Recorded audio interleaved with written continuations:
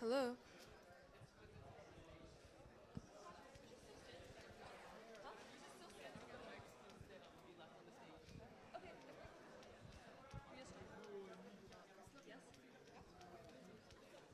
Hi guys. Hello. All right, we are finally ready to get started. We're so sorry about the delay. So yeah, if you're standing on the sides, I don't know if taking a seat is possible. There's a seat in the middle. Yeah, if there's you guys still seats wanna in the move middle. down. Like, please help each other out. We don't want everyone having to stand for the next 2 hours or however long it takes. That group of sandwiches has a seat too that a hacker can probably take. Yeah, there's a seat in the middle over here. There's some in the front. Please move in and fill in all the seats. Okay, so for the sake of time, we're going to actually get started. Silence would be better so everyone can actually hear us. All right, fantastic. Thanks, guys. So welcome to the final demos of PennApps. We're going to rush those through because we know you guys all have flights to take. A few announcements before we get started. Follow us on Twitter at PennApps and use the hashtag PennApps. Retweet our tweet with a link to the live stream, which is now up, if you want your friends to be able to tune in. We want to take a second to thank the organizers. If there's any organizers in the room, if you could please stand up. So we just thank you for all the work you've done this weekend.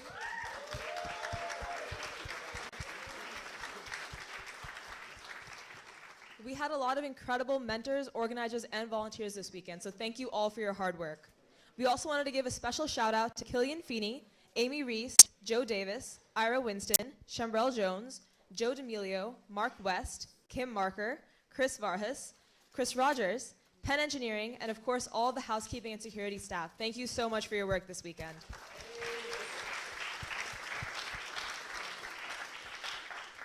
So now our first round judges have finished narrowing the submissions down to our top 10. And now so our first round judges were from friends of PennApps, sponsors, and Penn alums. And now we'd like to actually introduce our final round judges who will be making the difficult decision of cutting these top 10 down to the top 3. The judges are Michael Kearns. He is, do you want to stand up, say hi? He is a Penn professor and National Center Chair, founding director of the Warren Center for Network and Data Sciences, founding director of Penn Program Network and Social Systems Engineering. All right, Samantha Cavey. Get up, get up. You might remember her from last year. She's been in the hackathon space for over 4 years now and was actually our former director of PennApps last year.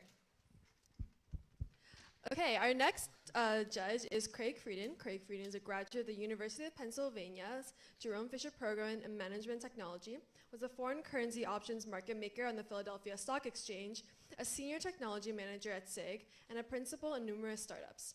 In addition to being a judge for PennApps, he has also been a judge for the Penn Wharton Startup Challenge. Let's give a round of applause for all 3 of our judges.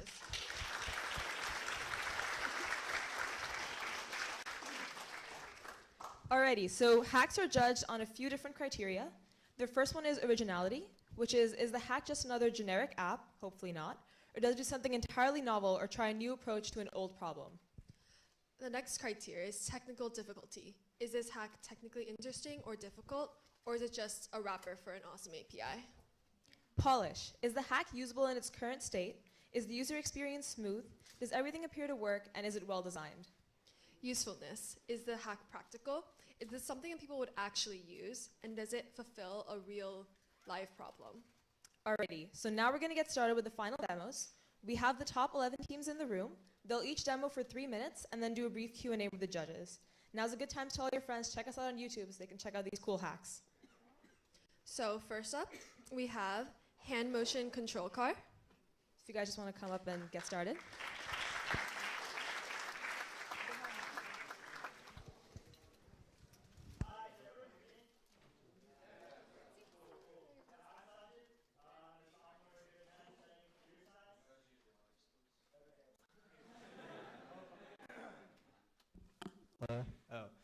And I'm Nihar. I'm also a sophomore here studying nets.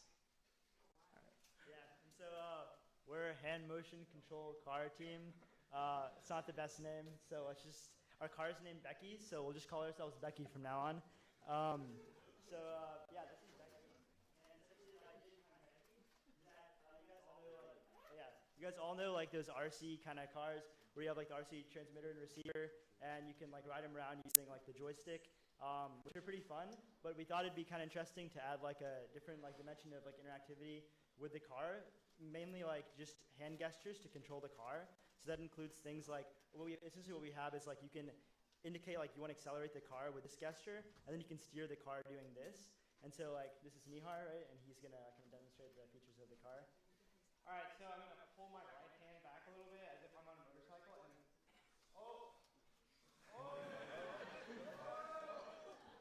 Becky, our great car, is moving forward, and I pull my hand back onto the right hand side. And then, God willing, if I have a turning module.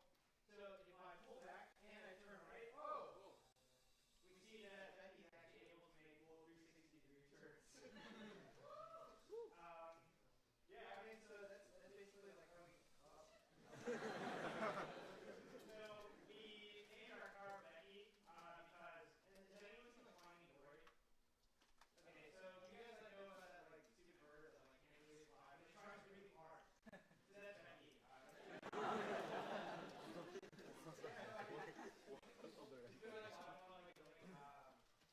Building this car. So we have 3 Arduino videos hooked up. One on the right hand, one on the left hand, and then one on the actual car. The Arduinos are communicating with each other over a radio channel, so we have some radio frequency chips on each of the Arduinos. But yeah, so there IMUs, like inertial measurement units, on each of those Arduinos. On the top with his hands, so like they're just measuring different angles of like rotation. So like his right hand's measuring this angle of rotation, and his other hand is measuring like another angle of rotation. And so that way, essentially, we have like thresholds set, like, oh, if this angle exceeds this much, the car should go. Otherwise, it should rotate left if his left hand is rotating this much to the right, or left the other way. So like, I mean, it's pretty like interesting. We had a lot of fun with it. We like played with it a lot. And I think we both like definitely learned a lot, kind of tinkering with Arduinos. Like the challenge we're into is just kind of like both of those are setting stuff on the same channel to that. So just kind of making sure that we're deciphering the right signals and like what channel they're on was interesting. But yeah, so you can just walk around and Yeah. That concludes our presentation.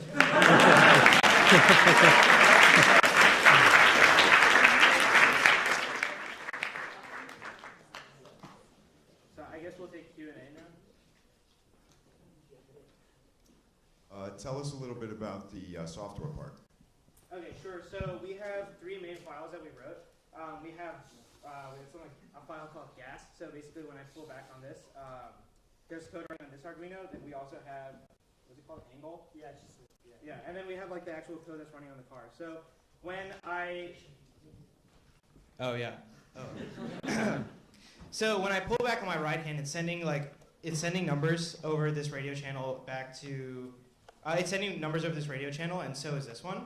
However, that's the only Arduino that's actually receiving any numbers. Both of these are transmitting at all times. So the way we're actually able to like decipher the different values that are coming in is that the values on this are drastically of a drastically different range than the values that I'm getting from here. So the values here range from 300 to 500, and so within that range we've like divided up that if you go over or if you're under 450, then you're going to turn left. If you're over over 580 and under 600, then you're going to turn right. However, here the values only range from like -2 to like 30. So that's the way we've been able to differentiate between the numbers that are coming in a single stream and being able to differentiate which source both of the numbers came from. So I guess like that's like the kind of like interesting like logic that we had written on that board. And then you want to talk about these? Oh yeah, so as far as software, like we kind of highlighted it all. We had 3 files. Like this is the receiver file, which is receiving all the connections or communications from these guys, and then these guys are communicating over an SPI protocol to these like through RF to the Arduino Uno. And so really, software is just those 3 files. Yeah. And then I guess we also have like software to record like what's coming in from like the gyroscope on each of the hands.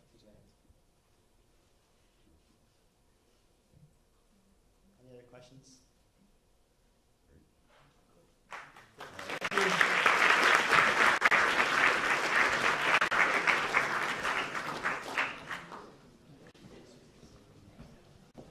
Alrighty, next up is Gradient with FunkBud getting set up to go on mic.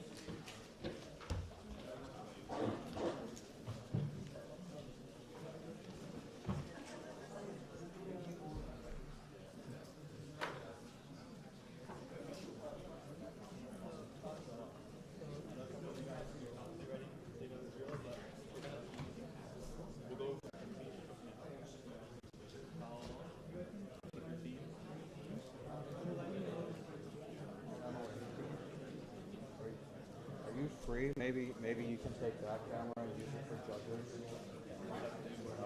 If you're free, maybe you could use that camera for judge/audience shots or something. If it's not flickering anymore, I can check this real quick.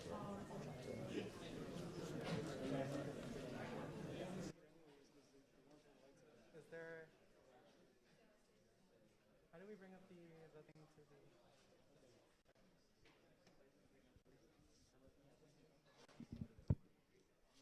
What's the problem? Just we connected HDMI, but it's not on the thing. Just.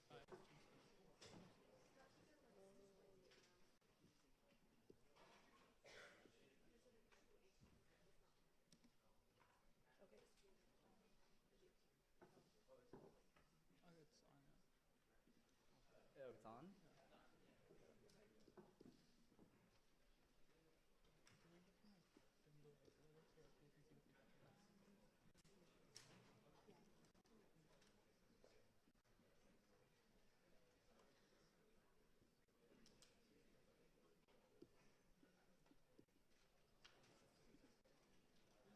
So you've logged into your app. Give it to them already? Yeah. You have it?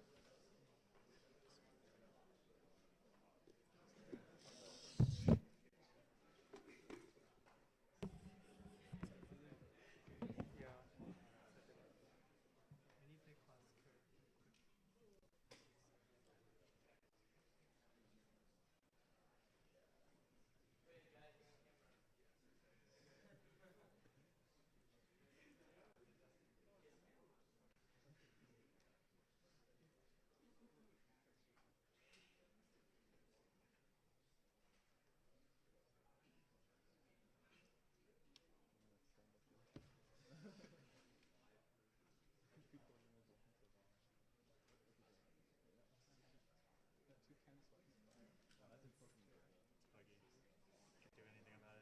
So we just go to the when I ask, I'll bring it up. I'll bring it up. It's fine. Yeah, that's right. Yeah, it's fine. The microphone? Yeah, okay. Testing. Hello? Hi, everyone.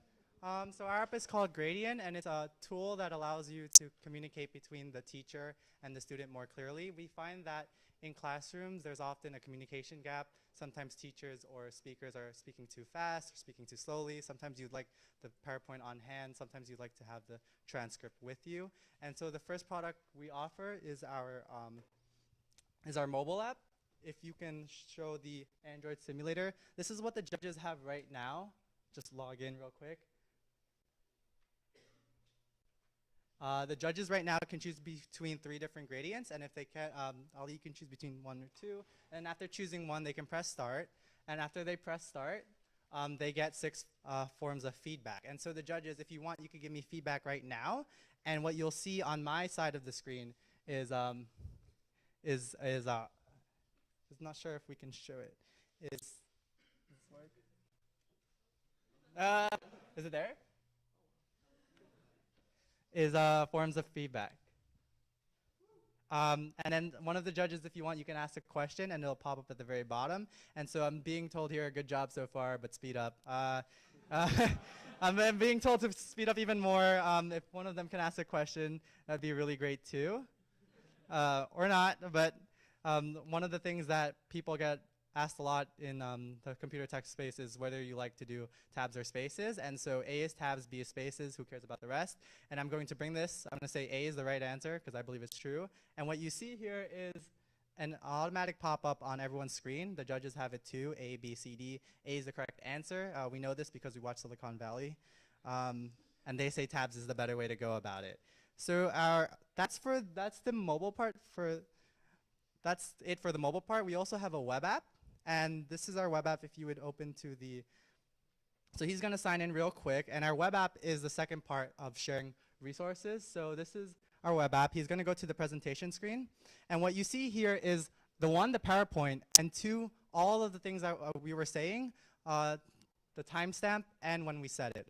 Unfortunately, I have to be within a certain range and the microphone's not picking up that well, but what you see there is definitely me talking, the timestamp, and when I said it. The last thing we offer is also, if we go back to the PowerPoint, I can control it with the remote.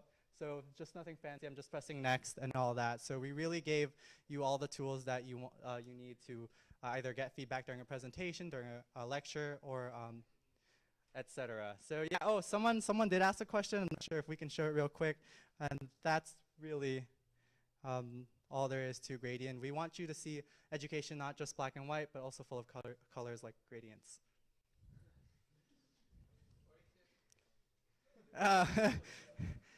Yeah, that's a controversial question. That's.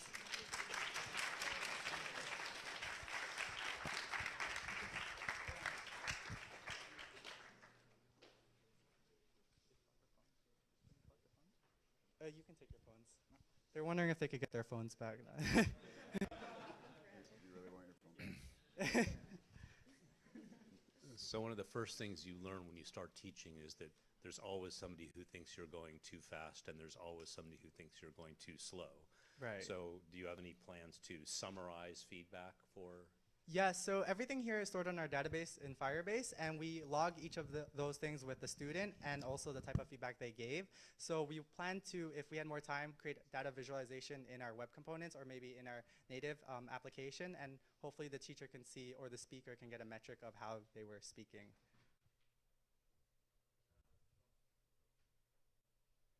Firebase, what are some of the other technologies you used, and what did you spend the most time on in terms of programming? So we use Firebase, and the other tool we use is mainly JavaScript. JavaScript here allows us to go into React, which is web development, and also mobile development in Android and iOS with React Native. Because we had really just JavaScript, we were able to do nearly everything in one language. The thing we spent the most time on was definitely UI and UX. We really value design. There are lots of great apps out there, but unfortunately in the educational field, they look weird. They look ugly. You've all been on Blackboard. You've all seen some educational apps out there. We wanted to spend a lot of time on making it clean, simple, and friendly, and so we really took into consideration UI and UX.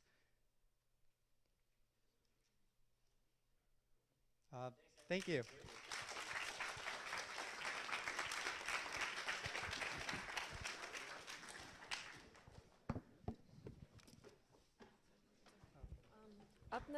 Up next is Funkbud, and D-Rez, get ready, you're afterwards.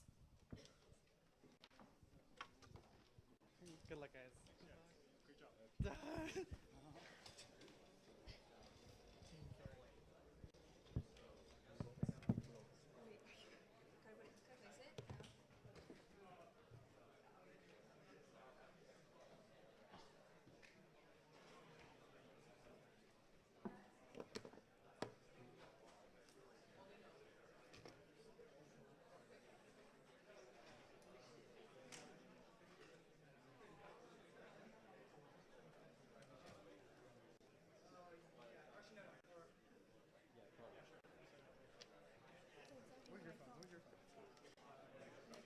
Where's the HDMI cable? Where's the HDMI? What? The HDMI. What do you mean? Oh, yeah. Where's the HDMI cable? Yo, guys, sorry. Where's the HDMI cable? Thanks.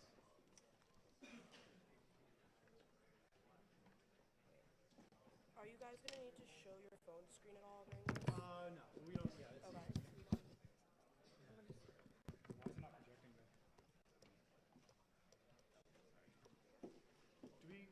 How do we project this stuff? It's just, they said it's just.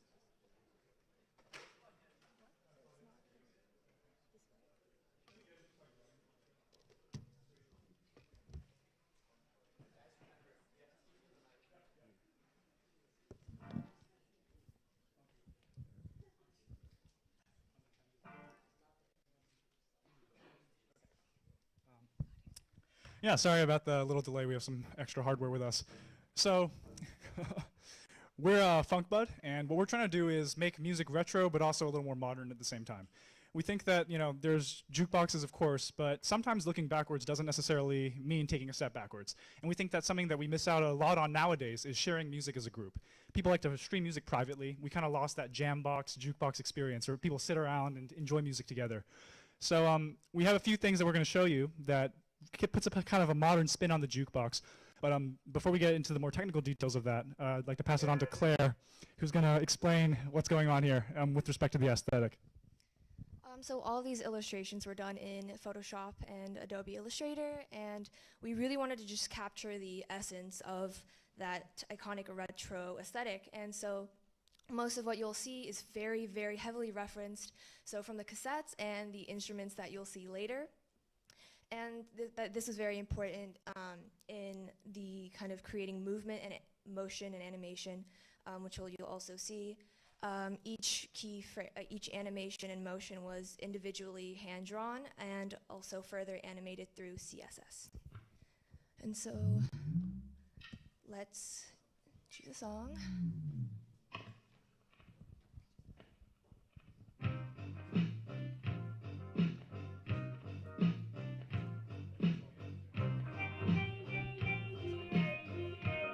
So right now it's a jukebox.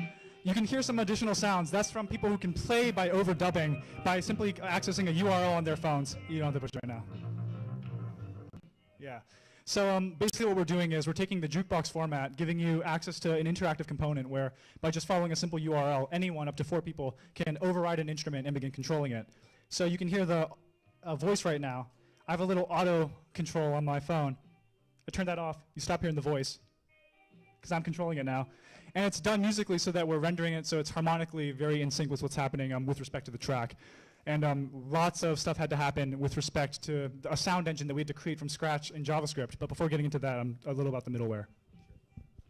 All right, so it's basically controlled by a Node.js server in the cloud. And whenever you click a button on your mobile device, it sends a message over socket.io to the server, which then sends a message straight to the computer. And that generates the noise that you hear. So it's basically JavaScript end-to-end the entire way through. So obviously it's cross-platform because there's no installation. You just go to the URL and you're controlling the instrument. But a big thing for us was also making sure that if you didn't want to play it, it could still function as a jukebox. But if you want to jam with people, that happens as well. Right before we close up, I want to say that a big challenge with this project was JavaScript isn't the best at timing events automatically. So when I say we built a music sound engine, we essentially did that. We actually recorded these samples live. We took actual instruments, plugged them in, recorded them, real analog synths, real electric guitars. Then we made our own proprietary sound format that would then read that in from the MIDI data that we converted automatically to create these kinds of tracks. So you can toggle the auto on and off and overdub on top of that. So yeah, no kill like overkill, we think. We really enjoyed putting our heart and soul into this project, and yeah, we hope it speaks for itself. Thank you.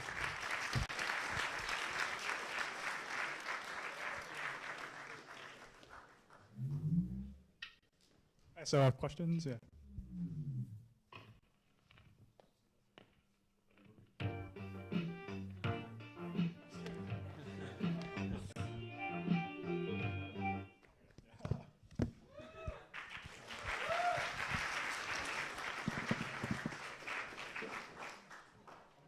Now we have D-Rez with Beat up next.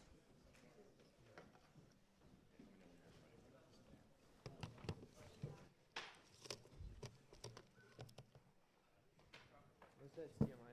They brought it over there.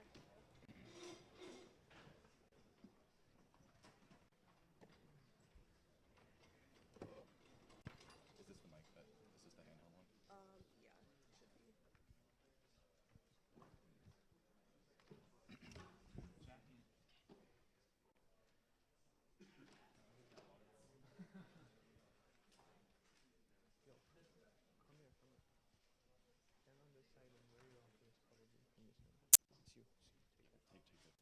I don't need a mic.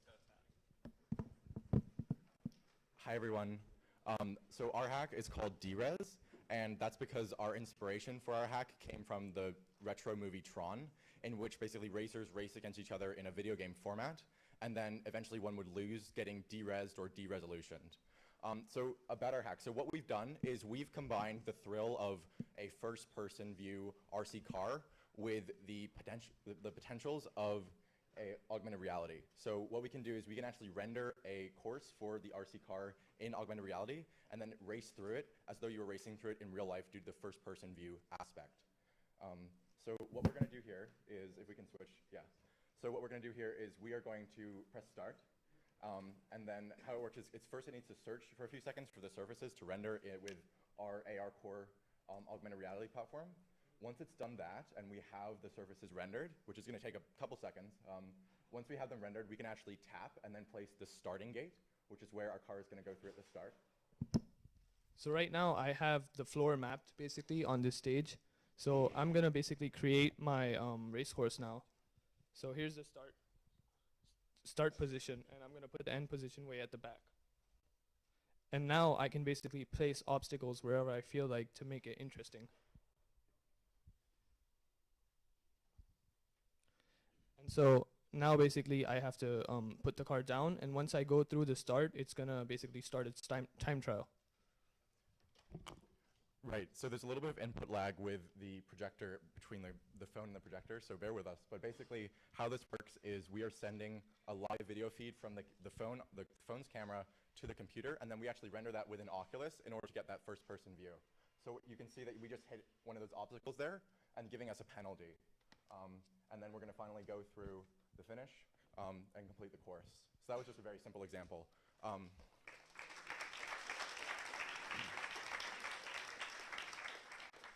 What makes this interesting is the fact that we can basically render any course that you want. Like, think Mario Kart in terms of the possibilities. Because normally what you would need is you would need building blocks or some sort of ramp to do anything you want, whereas we can render it in augmented reality and basically get any possibility in terms of the landscape or the design. Additionally, what we can do is, due to the fact that this is all virtual as opposed to being rendered physically, we can actually race. You can race your friends when they're not there with you, because you can just do a time trial type format where I can go through the same course, it'll take me 33 seconds, and then my friend it might take him 35 seconds. So you don't actually need to be in the same place in order to race someone on the exact same course, which is a really cool feature because we're basically combining the physical and the virtual worlds in that regard. Additionally, the applications of this are much larger than just RC cars. We actually came into the hackathon wanting to do a drone project. Unfortunately, the weather kind of failed us on that one, so we had to pivot to an RC car. But we would really like to kind of expand upon that by branching out into everything from FPV drones to cars to even boats. So that's what's really exciting about it. Yeah. And so the actual FPV aspect is rendered in the Oculus itself. So you get that first-person view as if you were actually driving the car or the drone yourself.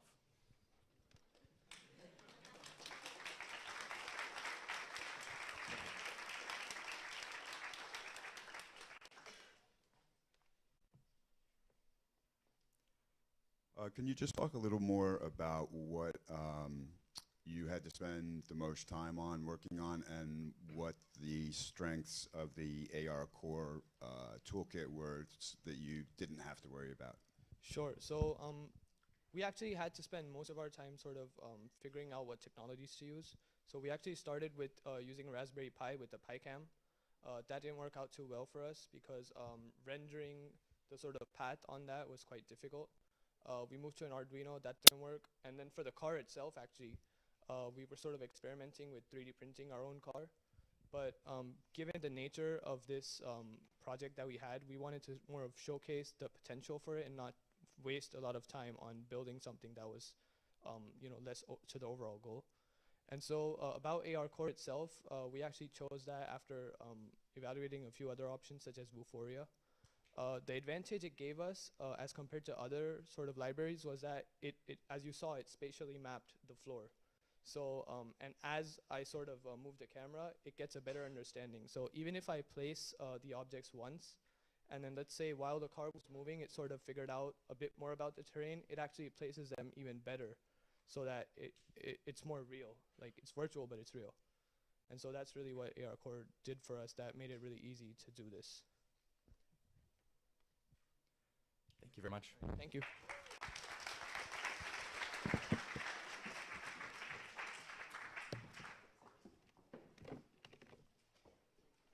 Okay, next is Beat, and after them, Scavenger.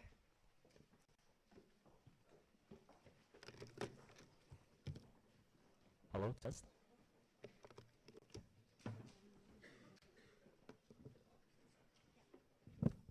Hello? Cool.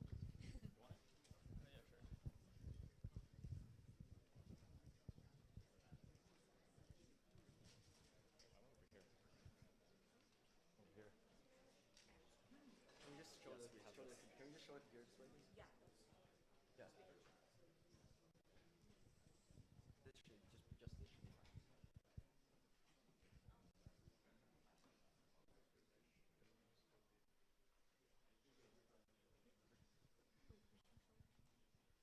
Can we switch to the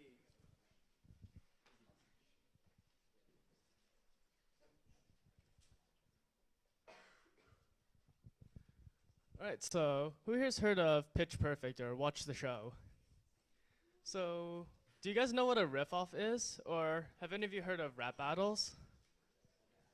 Alright, good, that's most of you. So what we did was, we made a competitive, or a semi-competitive, as well as friendly party game, which is basically a rap battle, but instead of speaking, or like rapping or singing, what we actually do is, you take a song that you want, you pick exactly what time you want to insert the song, and then you insert it, and it hopefully it transitions smoothly. So ideally what you would have is, you'd have a group of friends, you'd pick your songs, and then you would keep going, and just inserting songs, and just making like a whole train of songs, and just compete with each other to see who's the best DJ of them all. Okay, so I'm gonna show you guys how to create a session and join one. So in here, when you type create a session, you can either enter a session name or continue, and it will randomly generate one. And this is the phone screen. So over here, you can open up the QR code and use the phone to join a session and scan the code. And that's all, and you're in the game. So this is our main game page. At the top, it's your session name, and this is the song that you're currently playing. So this is the current score leaderboard, and Victor will be talking about the score. So as I mentioned earlier, while we want this to be a friendly party game, we also want it to be kind of competitive. So we implemented a point system. So the two main features that we implemented so far are uptime. So that's a given amount of points per second that your song is active. As well as we also have a transition point where, or transition point that determines how well you transition the song. So that would mean something like the BPM of the song and whether you transitioned on beat or not. All right, so let's just get into a demo here quickly. I'm gonna go on this phone and I'm going to start playing a song. Let's say Break Your Heart by Tayo Cruz.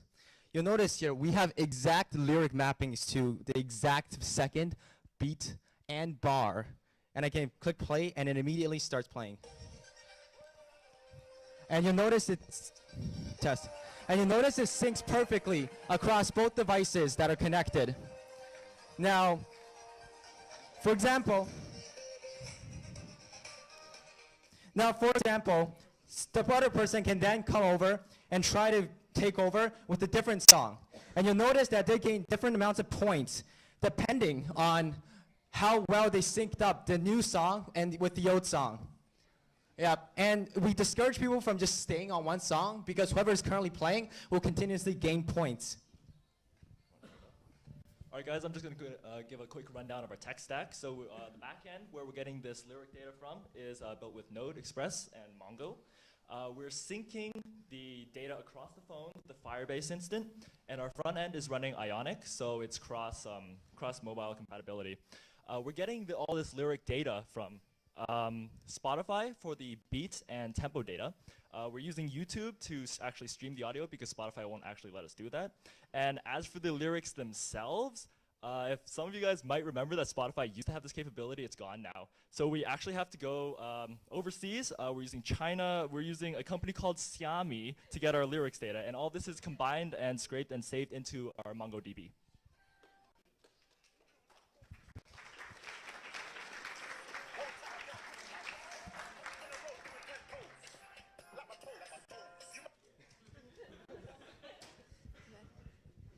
can you guys talk more about the biggest technical challenge you faced? Yeah, so the biggest technical challenge was actually very similar to the other group, and it came in terms of syncing and keeping things on track on time.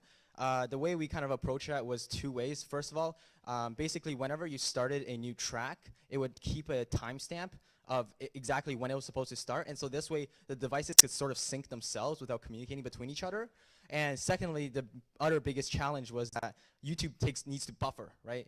So basically what we did was the second you chose a time, before you even click the send button, it would already have synced that song across all the devices, and they would have already pre-loaded this audio so it can immediately start. You accrue points the longer you're actually playing, and is there anything to prevent somebody from just playing for like a really long time to get a lot of points?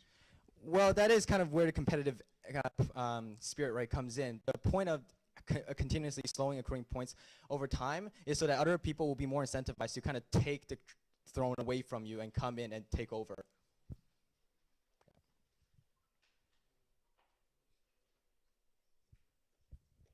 Thank you.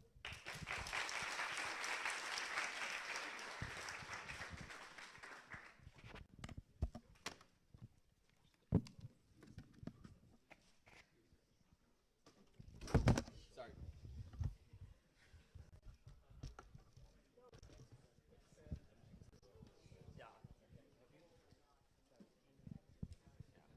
All right, we now have Scavenge AR with ModWare up next.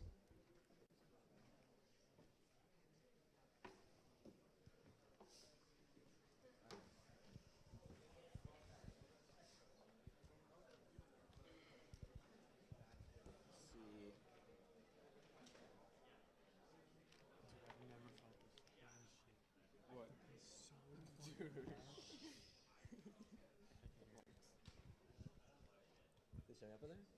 Yeah, can we get wireless mics? Can we get wireless mics? Do we need wireless mics?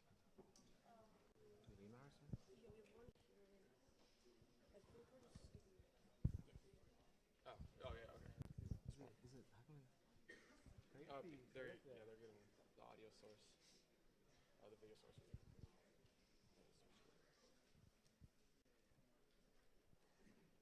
There we go, perfect.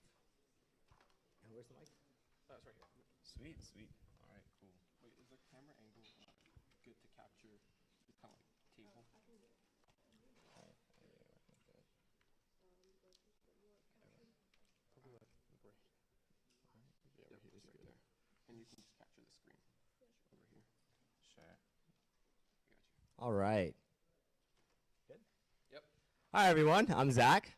I'm Tamer. I'm Travis. And we are Scavenge AR. So we came up with this idea, and of course, you've heard it all along that the theme this year is retro. So we were thinking about, as we were kids, what did we enjoy doing with our pastime? And we thought of two main things, hide and seek and scavenger hunts, because we love spending time with our friends, and we love exploring the world around us. But we see more and more with kids nowadays that they're spending more time with these antisocial mobile apps, but also there's also a trend, especially with AR technology like Pokemon Go, where kids are going out in teams and in groups and exploring the world around them in a really powerful and uplifting environment. So that's what we're kind of trying to bring to the classic scavenger hunt problem. So normally with scavenger hunt, you need to have like a huge room and you need to have all these fancy obstacles, but we're going to use the power of AR to make any room the best possible scavenger hunt experience. And because it's big, because it is PennApps, we're going to be looking for penguins. Yeah. Awesome. So what we ended up making was an iOS mobile game, and we used the iOS 11's AR kit in order to do this. So can we get a view on the table? Awesome. Let me see, which one is this one? Can we get this one? Or it doesn't matter which. Is that the current view? Awesome. So we got a host player, right? So we have one player that will decide where to randomly hide an object, and that object is the penguin, right? And then you have two other players who will have to go and look around this maze and have to find that specific object, and the first person to find that penguin wins the game. So we're going to go ahead and join the session. Now, right now, what it's doing is it's calibrating, so it's making sure that the area is the same on both the host and the multiple players. And once we are connected, the host can then pick up their phone and walk around, and us as the players will have to close our eyes, and then we're going to have to randomly find location. So let's close our eyes.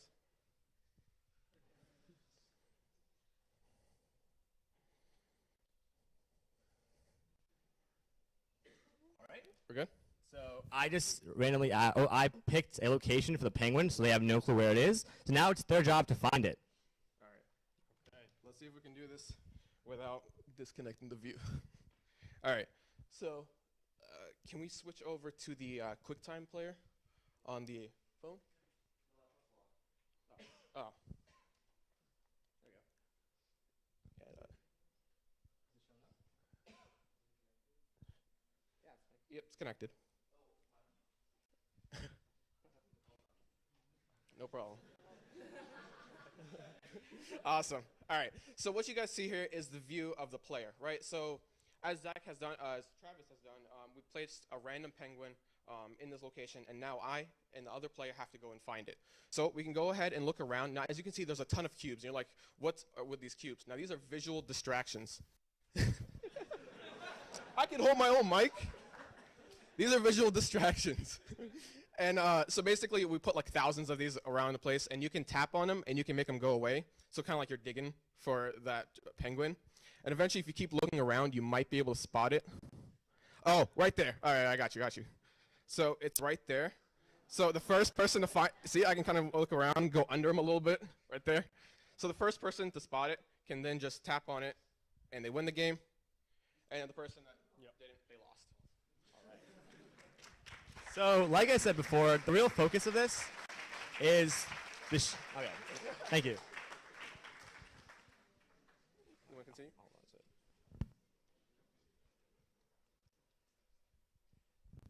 How are you able to sync up like the AR across all 3 phones so that they all see the same thing? So pretty much we used AWS, Amazon Web Services, as a server. So we would have one initial like game map, which just holds like X, Y, Z positions for all of the nodes. And then whenever someone like deletes a node or something, it'll send it to the server and send to everyone what happened.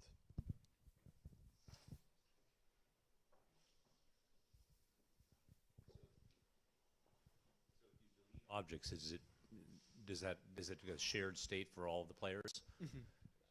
Yeah, that's actually a good point you mentioned. So really a big focus of this is actually the shared experience, the idea that everyone's looking at the same environment, so every update is actually made and shown and broadcast to everyone using Socket.io. And that differentiates from other AR applications where it's kind of like a single experience where everyone is sharing it, everyone's exploring together. But so if one person does the work of removing these blocks, other players benefit from it. Exactly, and it's a matter of like milliseconds.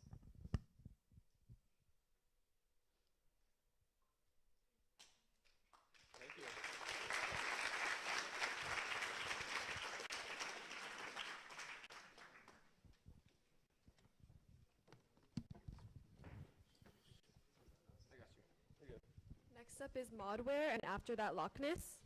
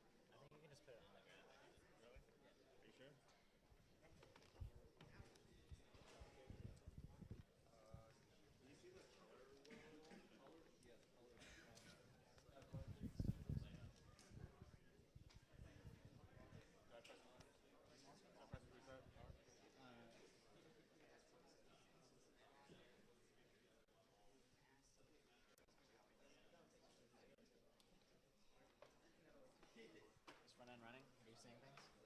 Not really. Just put one cube on just to test. Did you say that? See that? Good. Give it a minute. Yeah, we're good. Okay. All right, hey PennApps. My name's Matt, and these are my teammates Jeremy, Cyrus, and Will, and we're all sophomores from Carnegie Mellon. Woo, same you. Okay. So PennApps is pretty famous for attracting all kinds of hackers, and perhaps more so here than anywhere else, there's a sort of dichotomy between two factions. There's the software hackers, and then there's the hardware hackers, right? And some people log into GitHub, and some people heat up their soldering irons. So, we all have our differences. But our team really doesn't believe in that dichotomy. And our personal mission is to kind of provide this integrated hardware and software hacking experience for everyone, regardless of what your background or your major is. So with this mission in mind, we created ModWare. So ModWare is a modular hardware development kit that's designed for mostly software engineers who know nothing about hardware. So jumping right into it for a demo, I think you can see. So that's our UI up there. So right now there's a single LED block sitting in the middle of the base plate, and that's represented on our front end there. So if we want to do something interesting with this LED block, we can pop in a knob block, and is that showing up? Yes. So now it's showing up on our front end, and so now Cyrus here can actually draw a wire between these two components. And once there's a wire there, you'll actually see that the state of the LED is now controlled directly by the knob. So as he twists the knob, he can go all the way from green on one side to red on the other. And so, LEDs are great and all, but as a software developer, you probably want to connect to another application. So we're going to throw in this slider module. And once this is connected, we're going to use the push request button once it shows up here. If we connected it right. Try it the other way.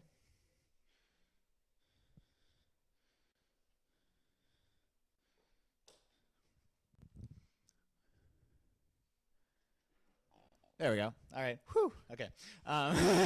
So push request, and then we're going to click on that component, and it's going to generate a URL that any web app can get the state of that slider from. So in this case, Cyrus is going to launch a little Sierpinski triangle app that's going to change the level of recursion based on the state of the slider. Just a fun little demo. So once he types in the URL, we'll be able to see that. And Will up here will just kind of slowly slide it back and forth, and we'll be able to see it updating.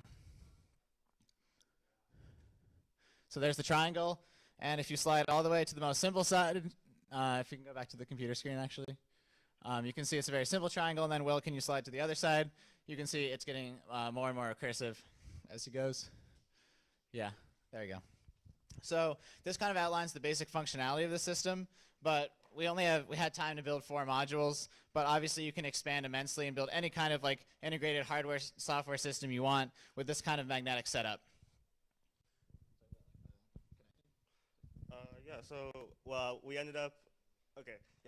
We ended up using magnetic connections for all the modularity modules, so anything can go anywhere, and you can basically build any size module that you wanted to.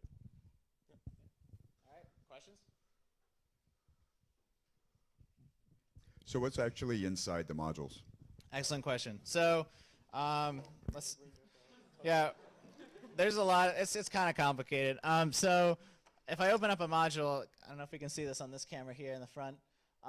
Basically, we have an Arduino Nano microcontroller in every module, which communicates through a custom I2C protocol that we wrote to a ESP8266 Wi-Fi microcontroller in the base of this base plate. And then that communicates to our web server, which then kind of keeps everything state in sync, and then also gives the information to the front end to actually draw the connections.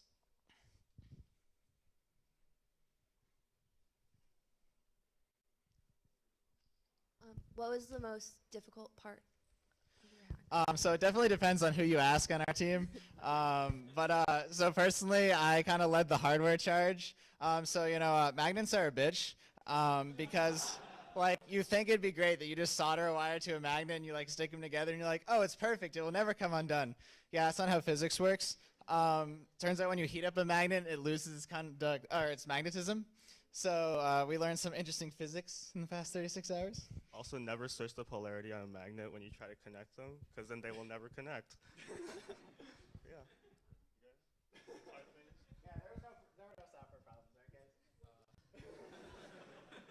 Yeah, we had to, on my end, I did the back end. I had to be able to organize the data and be able to take in both the layout from the hardware and the rules that the front end wanted for the hardware to do, and actually put them together and sync it and give the hardware the right values. And probably the last like technical challenge that I just wanted to mention was the I2C protocol alone isn't enough to actually locate the modules on the grid, which is important for drawing them. So we had to get kind of creative, and we ended up using like a 9-stage voltage divider to create a unique voltage at every single spot on the grid. So when you drop a module in, it reads the voltage at its current position and then reports it to the main controller, and that's how we do the location. All right, thanks guys.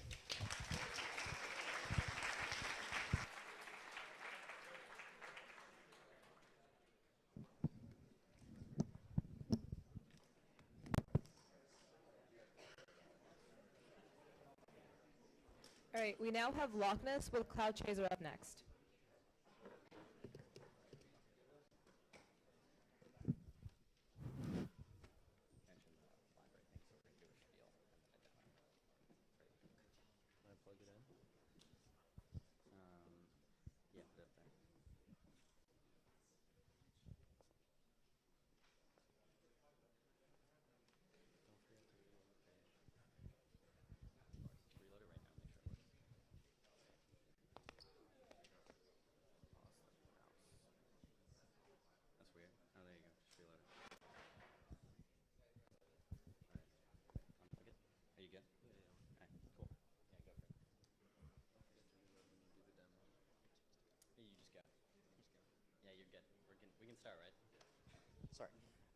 Hi, I'm Josh, that's Michael, that's Henry, and our project is Lockness.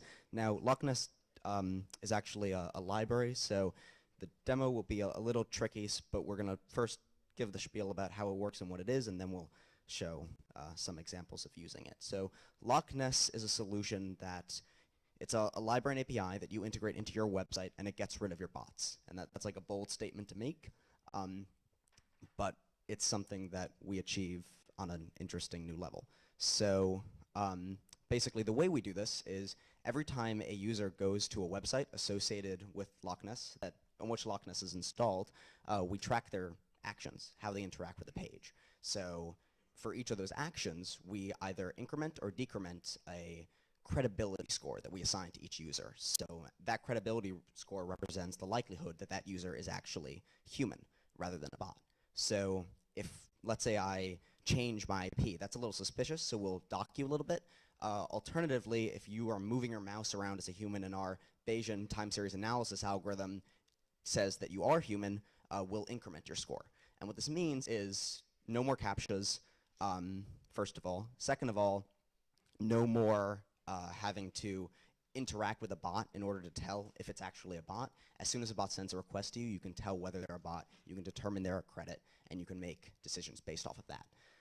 So one question you might have immediately off the bat is, wow, I really don't want these people snooping on all of my clicks, reading all of my key presses, all of that stuff. That's like my stuff. And we agree with you. So we don't upload it anywhere. What we actually do is we store it locally. We store it locally in sort of a modified blockchain where, yeah, you can snigger.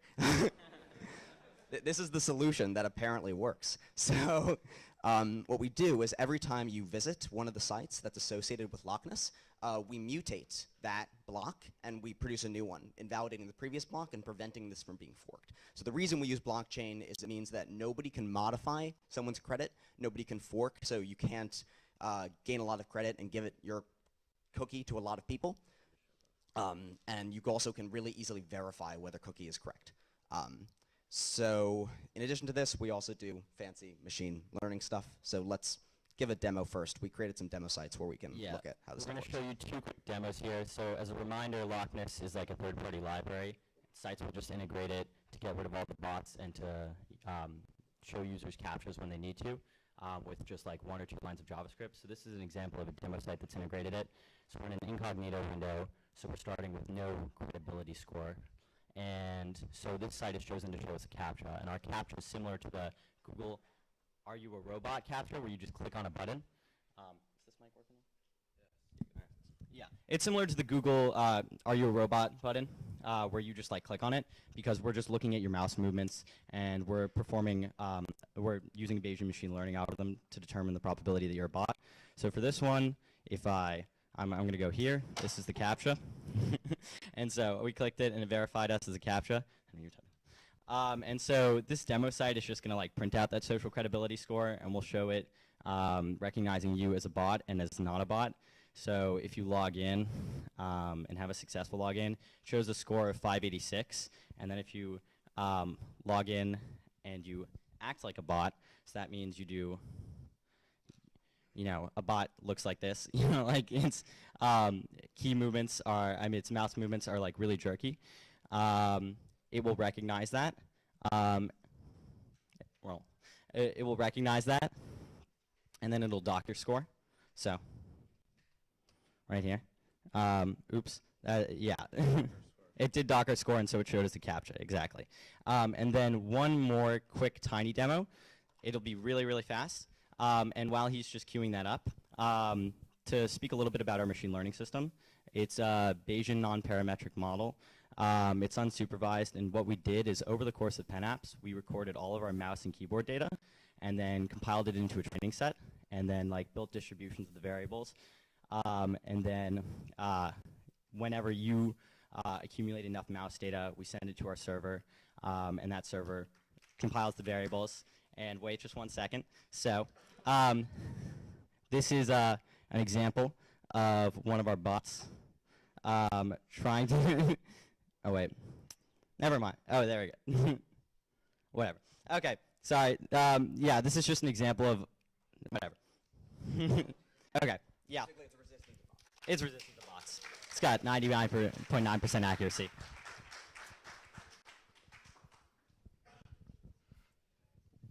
Any questions? I had a couple of questions about the blockchain part. How responsive is this for like a, you know, latency? I mean, usually there's a time lag for confirmations, can be up to like 10 minutes. So how responsive is UI going to be that's using this blockchain technology? That's first question. And then the second is, as a blockchain grows, if it's, you know, gigabytes of data out there, is an application going to have to download that entire blockchain in order to get the data it needs, or how does that work? Yeah, so it's kind of interesting. We don't use a traditional blockchain in the sense of something like Bitcoin or Ethereum. We use a modified blockchain. So basically, it also has a centralized component. So it's not a true decentralized blockchain. And it's stored in the cookie. And because cookies have limited size, the second question you asked is very important to us. We can't have too much data. We have to have less than like 5,000 bytes or something.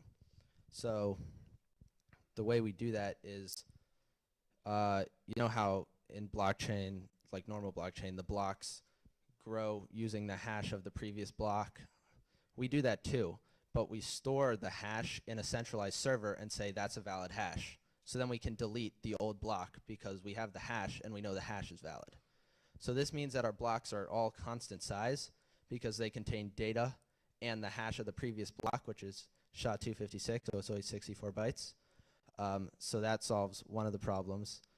And the latency problem is also actually not a problem because it's all, well, it's a slight problem, but not in the same sense because it's all locally stored. So the blockchain, it's not really a blockchain, it's modified. So the cookies are stored, they're cookies, so they're stored, you know, in the browser.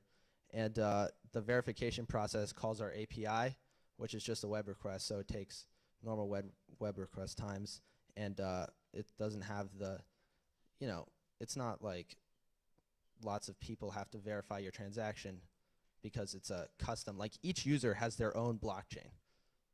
Does that make sense?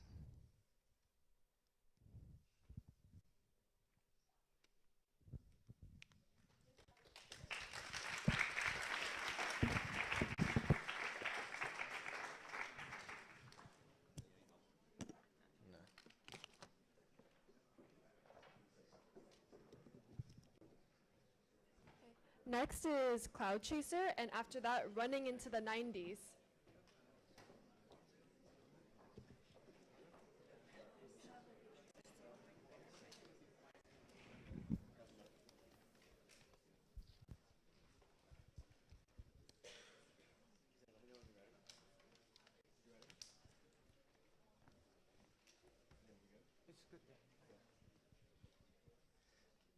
Activate Cloud Chaser. Alexa, activate Cloud Chaser.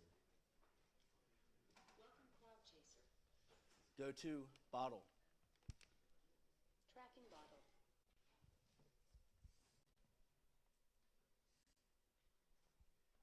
Chaser running. Welcome to Cloud Chaser, a robotic platform that receives voice commands and tracks and follows objects. Cloud Chaser was built by 3D printing a custom chassis and attaching 4 continuous motion servos. We also attached an Amazon Echo Dot and a Raspberry Pi. What we're doing is we're streaming a video up to the cloud.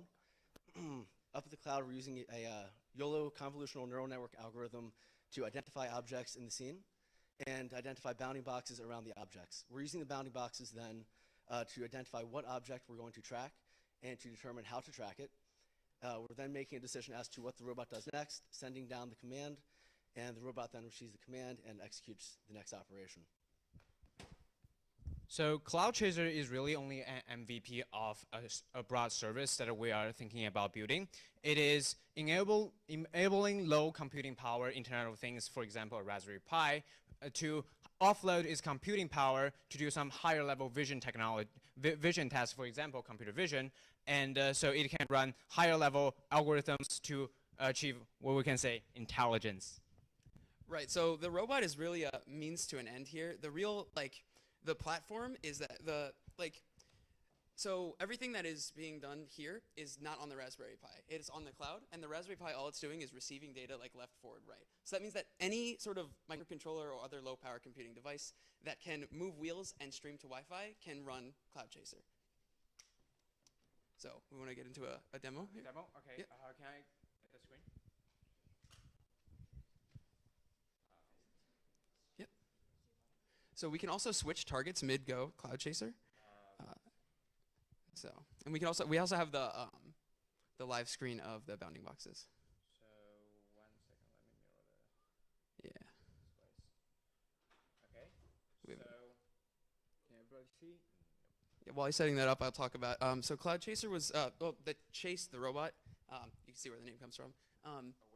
Was built with a custom 3D printed chassis, and then also we custom 3D printed the mount, and we screwed all of the wheels in, and we're actually pretty proud of the design because it's decently sturdy. It's better than any robot I've ever built for anything else. So. Can I get back to the? One of the biggest challenges for Cloud Chaser was the latency for the camera. As you'll see, if the camera gets up on the live stream, we wanted it to be as close to real time as possible because the data from the camera is what determines where we go. Because we're not doing any of the actual tracking computation on the Pi, all of it's what the Pi sees is what the cloud sees. So if there's any latency, that would show up big time in our tracking. So what we ended up doing was we had our driving code really low priority, and then the camera highest possible priority. So all of the time is spent streaming the camera data, and almost no time is spent driving. Okay, cool. So here's the demo. So Alexa, activate Cloud Chaser. Go to bottom. So as you can see, if you look on the screen, it's identifying the people in the scene, and it's identifying bottle, and it's driving towards it. Now you can change the target. Go to person. And it should turn towards the person. So you can see the bounding box.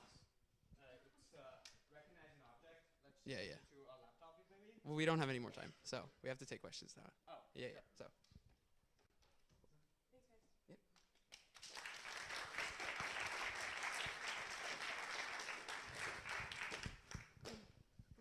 Can you talk more about what the biggest challenge was doing this? Yeah, sure. So there are multiple components that needs to talk to each other. So we have Alexa, which lives on the Amazon cloud. We have Raspberry Pi, which is the onboard driving, and then we have the cloud machine, which is higher power GPU powered that's running neural networks for the object recognition. So in order to achieve a great frame rate, we have to initialize 3-way TCP connections. So the cloud has to talk to the Raspberry Pi for controlling, and then the Alexa which is basically the interface. It needs to initialize a TCP to the cloud, and the Raspberry Pi has to initialize a TCP that stream the video to the cloud. So we have different scripts. So in order to set this up, I have to fire up 3 different scripts, initialize 3 different connections, so they will talk to each other and then achieve this flow. And this is all to avoid having to do any computation on the Pi, because we want all of the computation to be done on the cloud, so Alexa can't talk to the Pi because that would make the frame rate go down. Any more questions? All right, thank you.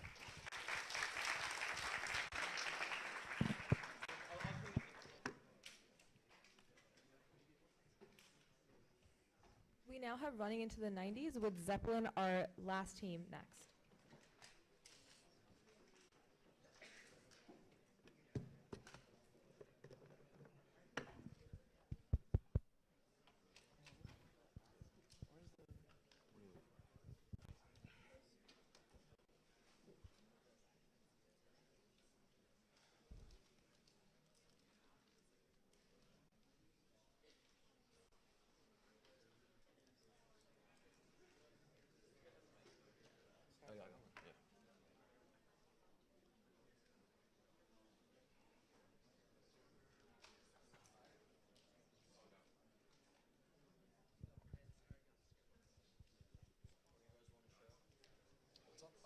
Computer screen, please. Yeah.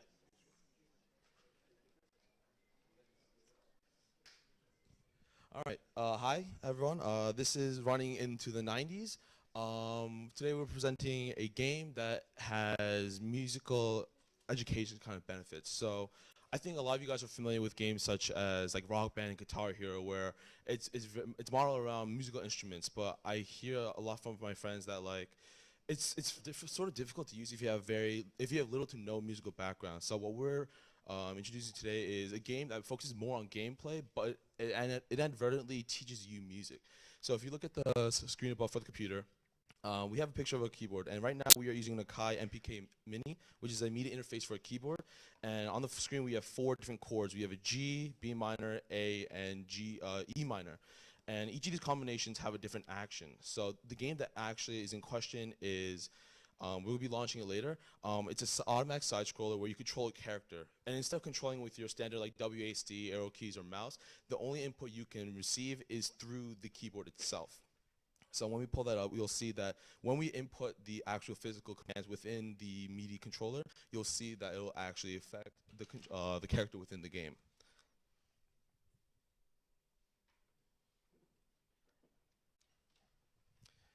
So while this is booting up, so when you put the commands within the MIDI controller, you'll see that it'll actually have audio feedback, and while you're playing the game, it'll have an audio output as well. And what happens is as you perform the chords, it'll actually match the chord progression of the song. So while you're focusing more on the gameplay, you'll sort of notice that inadvertently that while you're playing the chords, it's matching the chords with the song within the background. So this is sort of the aspect where it's like, when you practice an instrument, a lot of people are sort of, drawn down with like, oh, I don't want to be really practicing this right now. But with this kind of game, it's more of you're focusing on the gameplay while you're actually getting your playing time in.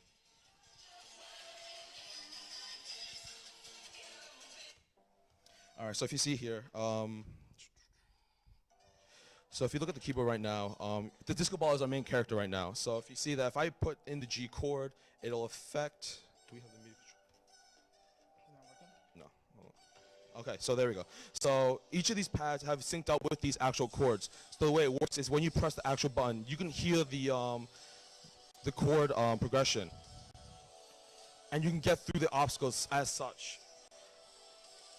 And the song we chose is a little bit repetitive, but you can sort of hear that as you play the keys, you can see that there's clearly a difference within the chords, and you can see that. So this game was focused more on chord progression and teaching you how to play chords, and we don't want to just restrict it to that kind of gameplay. So we have another level here. We didn't finish it up, but you can sort of see how it works. So this level is more catered towards keeping a rhythm. So for this game, what it caters towards is instead of playing several chords, you're only playing one chord, which is an arpeggiated C. But with the problem here, it's again, we're not focusing on chord progression, but rather keeping a rhythm. So as you play the rhythm on the Akai, it'll keep the Demigorgon back from attacking your characters.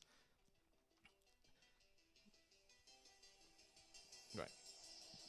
Again, it wasn't completely finished, but I think you guys get the idea. So I'm gonna hand over to Justin, and he's gonna talk about sort of the challenges we face with this kind of program.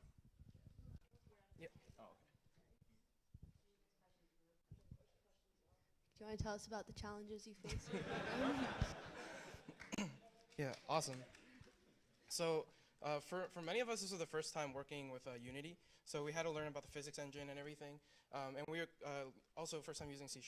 So it was a pretty easy jump to come over from Java. But that being said, the physics engine is also kind of wonky with timing, as some of the other music groups have also pointed out with their projects. So what we ended up using was we've tracked the camera. We set the constant velocity for the characters in the physics engine, and we track the camera on them. And then we use the X component to basically map out all the timing. So once we could get the first 4 chords of the song down, then we could just like extrapolate over the other timings by multiplying it by certain factors. And then at least for the hardware part, I don't know if it's just specific for this MIDI controller, but we had to convert these MIDI signals into keystrokes, and we had to find a third-party program because we didn't have enough time to create our own driver. But another problem we sort of face is not only just translating these MIDI signals to keystrokes. We found that when it comes to MIDI signals, there's sort of 3 kind of signals you can send. It's a key down, which is like a press, a key up, which is a release, or a constant hold. Unfortunately, this MIDI instrument only had a key down signal, so it was sort of hard to sort of detect all the chords being pressed at once, because within each chord we have 3 tones being played at once. So because we only have a key down thing, we had to detect all input within 5 frames. So it was sort of difficult to go around that. Any other questions? All right, thank you.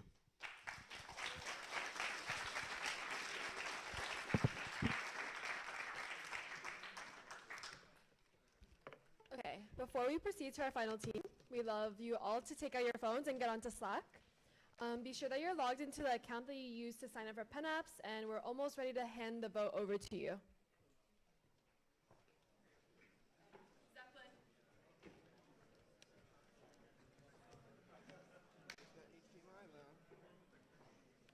Wait, what? HDMI. All right, get out 2 of the things, your Atlanta one and the Florida one. No, not the Florida one, the Memphis one. Hey everybody. So how many of you flew to get to PennApps? How many of you drove somewhere far? So we all, do a lot of traveling, and that's great, but it actually turns out that flying is one of the biggest contributors to Americans' carbon footprints, and it seems like maybe we should be thinking a little more about that. So we wanted to make an app that would let us sort of consider what the impact of traveling is on your personal carbon footprint, and maybe find some things you could do about that. So to start off here, what's up? So to start off here, Andre's flying back to Georgia this evening after PennApps, and I actually have his ticket with me right here, which I'm going to show you through my phone. Wouldn't it be great if when he got to the airport, he could just pull out his app and scan this nice barcode here? Give me just a sec. Yeah, you got it. Move to the right a little bit. There you go. And up on the screen comes his flight. We know how far he's flying, and we can also figure out how much carbon impact that's going to have based on lots of research that's available about that. Now that we know the impact of his flight in terms of carbon dioxide and similar greenhouse gases, we can figure out just how much of an impact that's going to have, and it's actually sometimes up to 1/3 or even half of the imprint of an American in a year. We can also go one step further and say, hey, wouldn't it be great if we could figure out a way to offset that?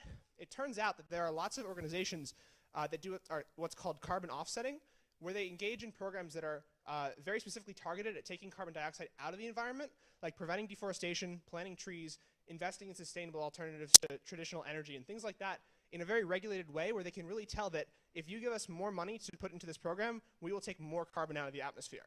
Basically what we're getting at here is, wouldn't it be great if when you go on a long trip, you could figure out just how much you were contributing to greenhouse gas emissions and then reverse that by making a really small donation?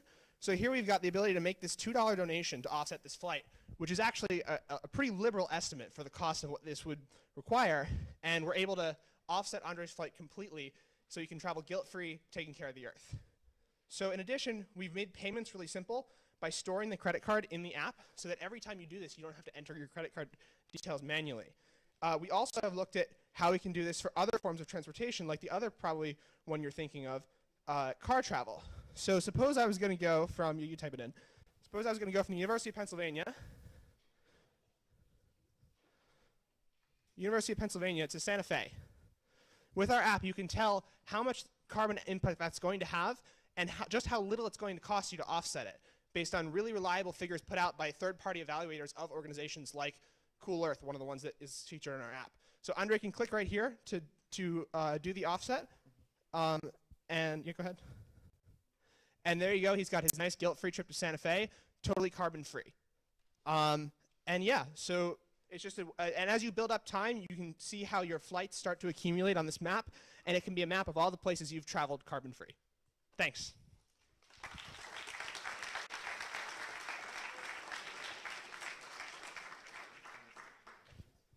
Questions? Can you talk a little bit more about the technical side of what's going on under the hood? Sure. Yeah. Sure. Okay. So we're using React Native, which allows us to do. We're currently running this on iOS, but we can also run this on Android, Windows Phone, and later on we can also develop this for the web. Yeah, no, that's basically it. We're also running a small thing of SQLite locally on the phone where we're storing the data. And so we're using Google Maps to tell us how far the driving distances are. We're also using a database of all of the airport codes, 3-digit airport codes, which is what we're pulling off the tickets when we scan the barcodes. And in addition to that, we've sort of developed a model that looks at how different types of flights, like long-distance flights, short-distance flights, can impact the total carbon requirement for each ticket on that flight, and to try to accurately reproduce a lot of really interesting research that's available online from academic institutions and the like. So kind of tying that all together, and you see we have this Apple Maps view here. Also, we're making payments through Stripe, which we store that card data, and then we make those payments whenever you sort of undergo this sort of microtransaction in the app. Any other questions? Great, thank you.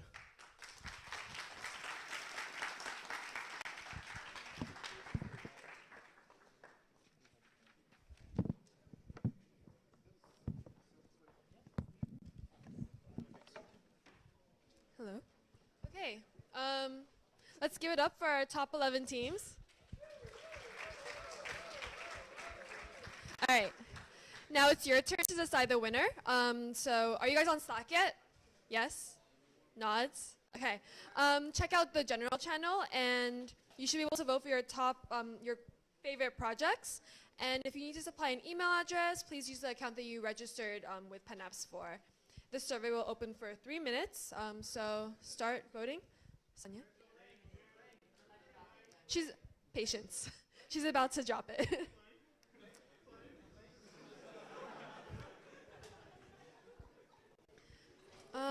In the meantime?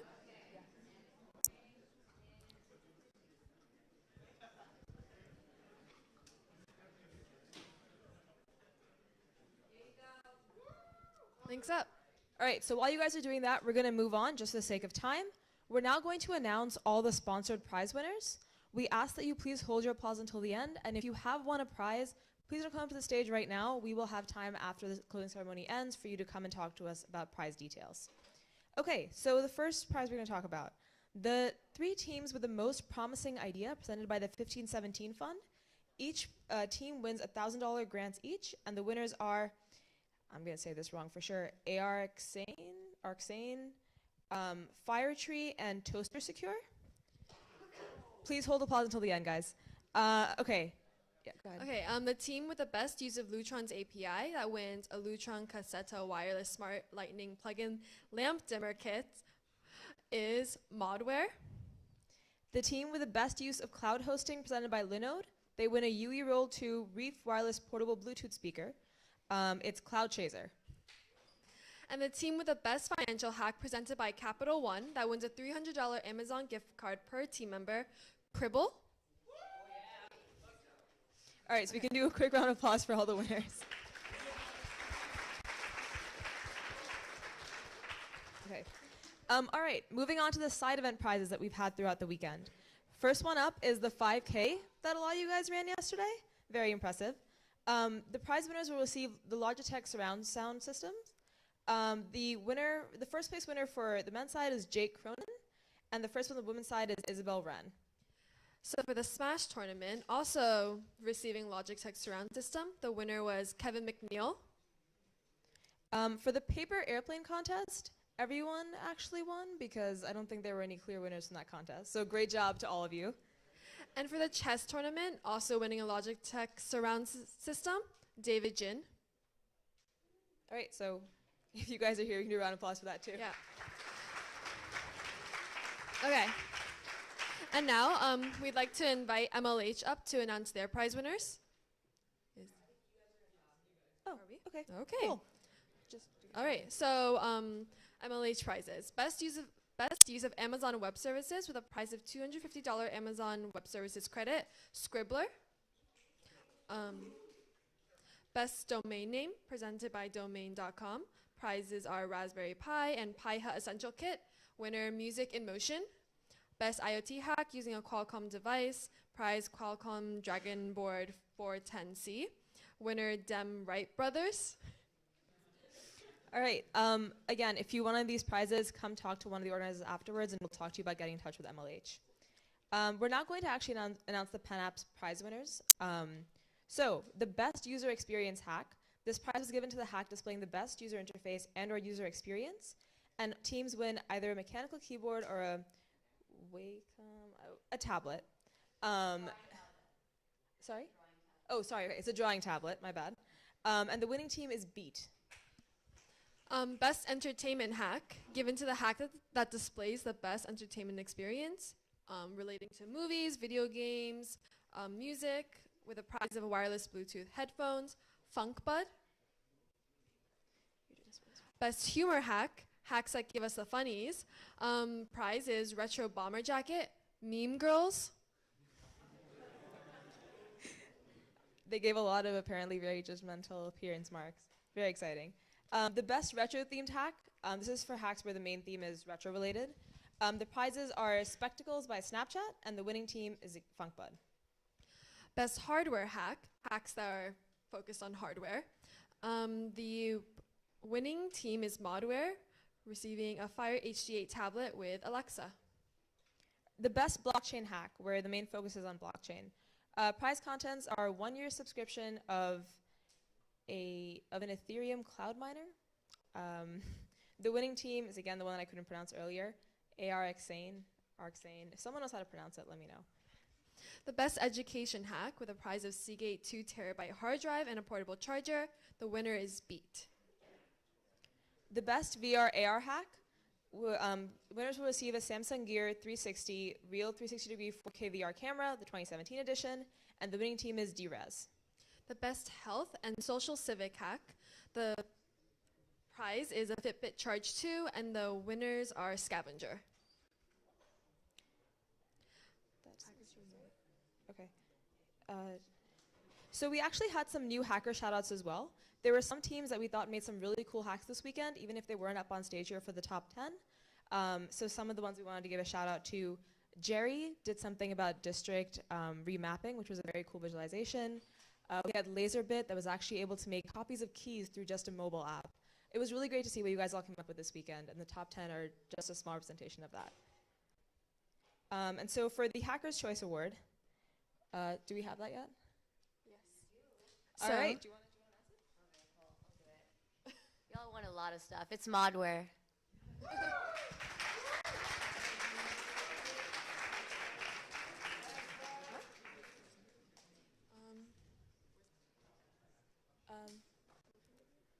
Closing.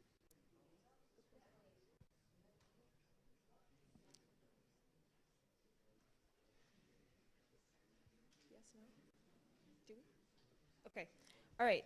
So before we announce our top 3 winners, we want to take a minute to thank our awesome final round judges who made one of the hard decisions of the entire weekend. While we're waiting for them to come back, which should be momentarily, hopefully, we're going to do a quick rundown of the prizes that are being offered to the top 3 teams this week. The winner of the 3rd place will take home a Logitech surround sound system, as well as medals from MLH for each of the team members. The winners of the 2nd place prize will each take home Scepter 24-inch ultra-thin LED monitors, Amazon Fire Sticks, year-long subscriptions to a choice of Amazon Prime, Hulu, Spotify, HBO, or Netflix, a Logitech surround system, and medals from MLH. And the grand prize winner of Spring 2018 PennApps will be taking home a Parrot VR drone, Scepter E24-inch ultra-thin LED monitor, Amazon Fire Stick, a year-long subscription to Amazon Prime, Hulu, Spotify, HBO, or Netflix, Logitech surround system, Lutron plug-in dimmer kit, and a medal from MLH. So we're going to wait for our judges to come back. Okay, so in the meantime, while we're waiting for that, since I know everyone's in a rush and it is 4:30, we're gonna just do a few quick notes to keep in mind. If you have won a prize, like I said before, please stick around and come to the front of the stage at the very end of closing, and we'll let you know what the next steps are. If you won a hardware prize, after closing, head to the hardware checkout to pick up your prize. If you borrowed hardware, please return it to the hardware checkout where a bag check-in was. If you're on a chartered bus, they will begin to leave from the bus stop at David Rittenhouse Lab, which is at 33rd and Walnut, at 5 p.m. You have to return all hardware before boarding the buses. The Toronto and Waterloo buses leave at 5, the CMU bus leaves at 5, the Boston and Maryland buses leave at 5. You see a general trend, all buses are leaving at 5. Your bus shops will be in contact with you in case of any changes, so please make sure you're checking your email or whatever you're using to communicate with them for updates. If you need somewhere to crash tonight, then please stick around and come to the front of the auditorium. If you were announced to be a winner of any sponsored prize, your sponsors will be in touch with you for you to collect your prize. You don't have to come to the stage afterwards to talk to any of the organizers for that. Please make sure you have all of your stuff. Anything left in this building will be cleared out. Lost and found, and any bags left in bag check is in Raisler Lounge in the town building, which is the hallway above where the sponsors were. Sweet. I think we have some.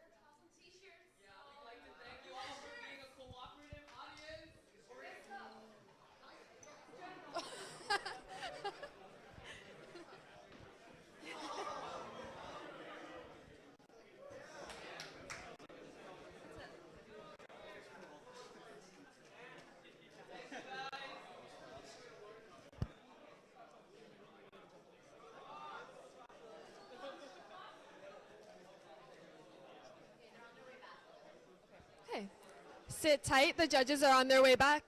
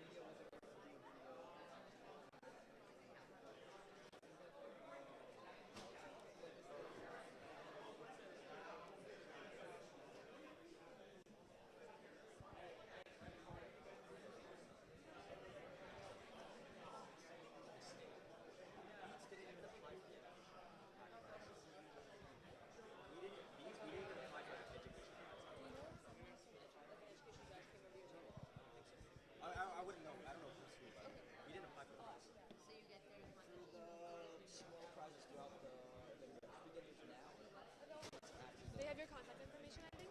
They have my phone number. Should I give some my address? Yes, hold on.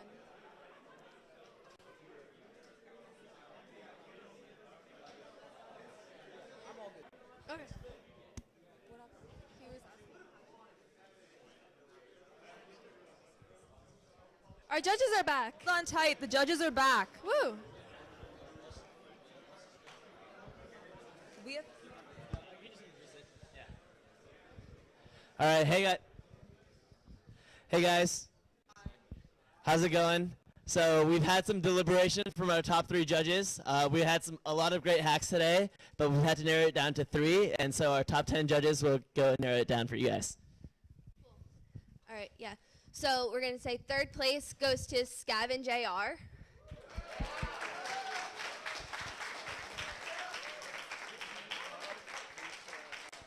And second place goes to ModWare.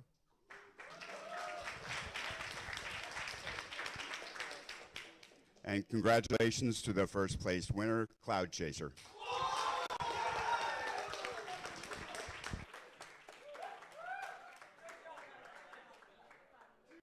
Congrats to all the winners. If you were one of the top 3 winners, please come up on stage afterwards to take pictures with the judges.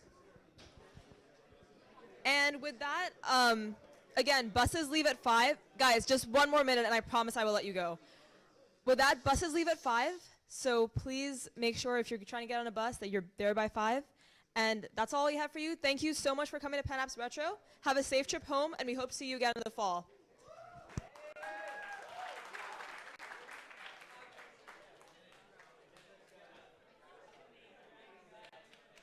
Top 3, come up stage.